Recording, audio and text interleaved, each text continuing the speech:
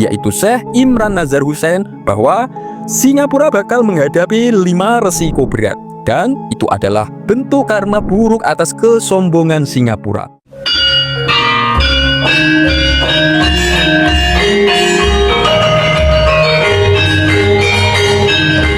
Assalamualaikum warahmatullahi wabarakatuh.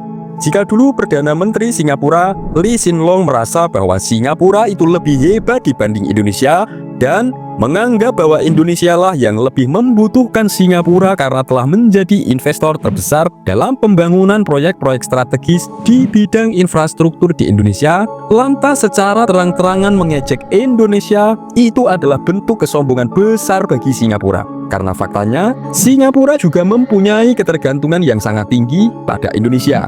95% kebutuhan energinya itu Singapura mengandalkan impor dan Indonesia lah pemasok utamanya. Dengan ekspor listrik dari Indonesia yang mempunyai kelebihan energi, faktanya itu dapat membantu memenuhi kebutuhan energi Singapura yang terus meningkat seiring pertumbuhan ekonomi dan populasinya. Bahkan baru-baru ini, Singapura juga ingin pasokan listrik rendah karbon dari Indonesia, meskipun itu dengan tegas ditolak oleh Dewan Ekonomi Nasional, yaitu Pak Luhut bin Sarpanjaitan.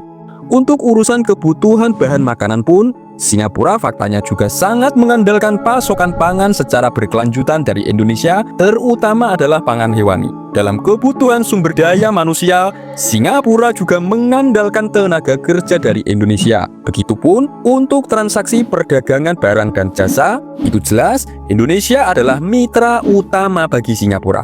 Lantas, apakah sikap sombong Singapura itu sekarang masih dibiarkan begitu saja oleh seorang Prabowo Subianto? Dengan adanya berbagai langkah kebijakan tegas yang sudah diambil oleh Presiden Prabowo, mulai dari menambah dan memperluas program hilirisasi pertambangan, penghentian ekspor gas, penghentian ekspor listrik, energi terbarukan, juga pendirian Badan Pengelola Investasi dan Antara yang bakal menyaingi Temasek Singapura, lalu kebijakan devisa hasil ekspor 100% yang harus disimpan di dalam negeri, sehingga uang hasil keuntungan dari para eksportir tidak akan lagi bisa disimpan di Singapura, juga kebijakan pendirian bank emas, dan sekarang ditambah lagi bakal membangun kilang minyak berskala besar, maka jelas itu adalah bukti bahwa Singapura mendapat balasan 3 kali lipat dari seorang Prabowo atas kesombongannya. Lalu ditambah lagi dengan adanya dampak perang tarif dagang antara China dan Amerika yang sekarang semakin memuncak,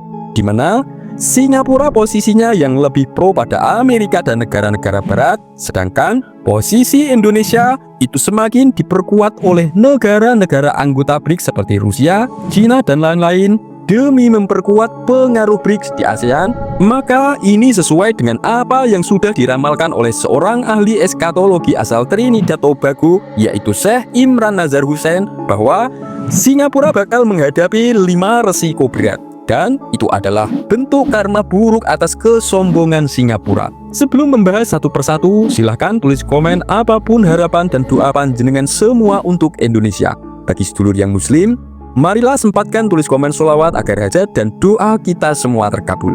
Risiko yang pertama bagi Singapura bakal menghadapi tekanan geopolitik dan diplomasi. Memang Singapura selama ini selalu berusaha menjaga keseimbangan hubungannya antara negara-negara barat dan negara-negara timur.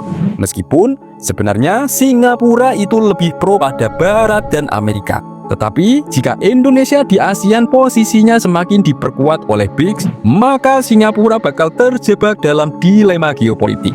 Jika hubungan Amerika Serikat dan China semakin memburuk akibat kenaikan tarif dagang, maka Singapura akan menghadapi tekanan lebih besar untuk keberpihakannya. Risiko yang kedua adalah Singapura bakal menghadapi persaingan berat dalam ekonomi dan perdagangan. Jika Indonesia dan negara-negara di ASEAN lain semakin dekat dengan BRICS, seperti contoh Vietnam yang baru-baru ini sudah merapat ke Indonesia, maka jangan heran jika bakal terjadi pergeseran investasi dan perdagangan dari Singapura ke negara-negara seperti Indonesia dan Vietnam. Dan infrastruktur ekonomi seperti pelabuhan dan kawasan industri di Indonesia pun bakal menjadi lebih kompetitif dibanding dengan Singapura ke depannya. Risiko yang ketiga adalah Singapura bakal mengalami pelemahan posisi keuangan. Singapura memang adalah pusat keuangan utama di Asia Tenggara sekarang ini. Tetapi BRICS, terutama China, itu sangat mendorong dedolarisasi dan penggunaan mata uang alternatif bagi para anggotanya.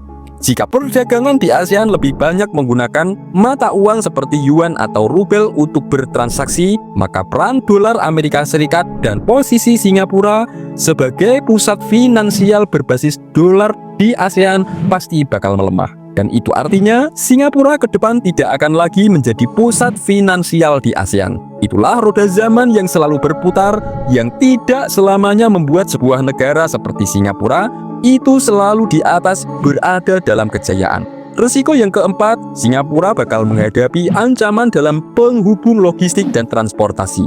Singapura adalah penghubung maritim utama, tetapi China dan Indonesia melalui kekuatan BRICS itu sekarang sedang mengembangkan jalur perdagangan alternatif. Misalnya jalur darat, yaitu antara China, Laos, dan Thailand, dan juga pelabuhan-pelabuhan baru yang sekarang sedang dipersiapkan di Indonesia. Jika jalur perdagangan utama sudah beralih, maka jelas dominasi Singapura dalam sektor logistik itu bakal berkurang. Sedangkan jalur logistik dan transportasi itu adalah sumber pendapatan utama yang sangat diandalkan oleh Singapura. Jika itu terjadi, maka selesailah kejayaan bagi Singapura.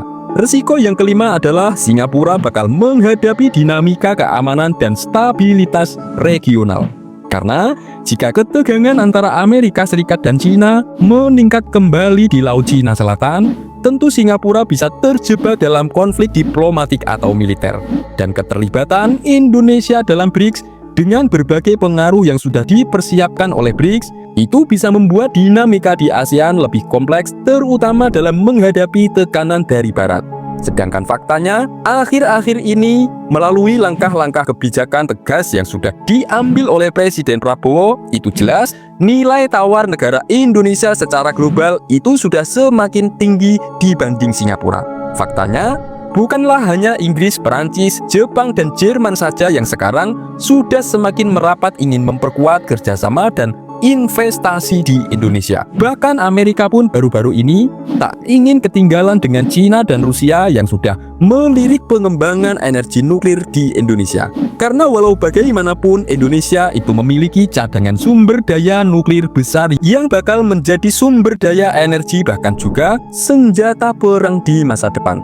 Dari sini saja sudah kelihatan bahwa dari sumber daya energi nuklir yang dimiliki Indonesia tetapi memang belum dikembangkan, itu sudah kelihatan siapa di masa depan yang akan menjadi negara yang mempunyai pengaruh besar dan ditakuti di dunia antara Indonesia dan Singapura. Semoga ini bermanfaat. Wassalamualaikum warahmatullahi wabarakatuh.